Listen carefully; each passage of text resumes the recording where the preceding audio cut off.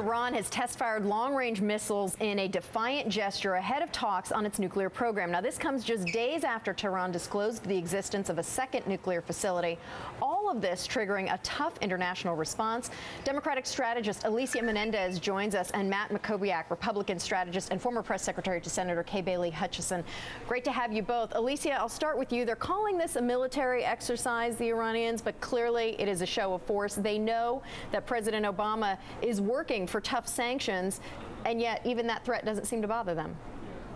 Yeah, I mean, we've got a real situation on our hands, and that's why I think it's good to know that President Obama is going to do whatever it takes to keep America safe and secure. They're taking a two-prong approach right now, which I think is very smart, especially given how high the stakes are. They're going to continue with some of their diplomatic efforts. At the same time, I think they're taking every step necessary to ensure that we can move ahead with sanctions if that's what this is going to require.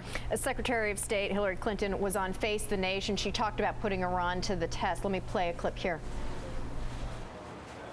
The Russians have come out with a strong statement saying that the burden has now shifted. It has shifted to Iran. They have to come to this meeting on October 1st and present convincing evidence as to the purpose of their nuclear program. We don't believe that they can present convincing evidence that it's only for peaceful purposes, but we are going to put them to the test on October 1st. Matt, a lot riding on these October 1st talks, and yet you do have some Republicans out there, Congressman Hoekstra, asking to cancel these talks.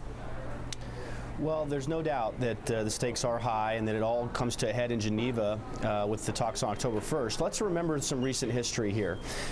In February, Iran launched a satellite into outer space. On June 12th, they held a sham election, which was followed by weeks of bloody suppression of democratic protesters. In July, President Obama set a September deadline for negotiations with Iran that did not come to fruition. And then last week, this secret site was revealed. But should we be having these talks, Matt?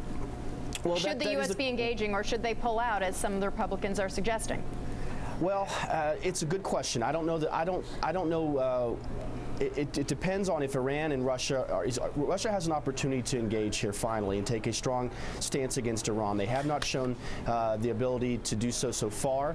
The question is, will they? I think, look, if Iran doesn't show that their behavior is going to change, beginning with these talks on October 1st, the U.S. is going to have to take action. And I think sanctions, if they can change behavior, makes sense. But if not, Iran has enough low-grade uranium now to make two nuclear weapons if it were weaponized. Alicia, let me give you the last word. Will sanctions work without China? If we don't have China, will we be able to perform tough enough sanctions? I think if we have Russia, they can work, and I think we have to credit the Obama administration with bringing us closer to Russia than we've been in a very long time. I think we're at a point where they're moving in the right direction and where they may be willing to join us in this important effort. Alicia Menendez, Matt Mackowiak, thanks to you both.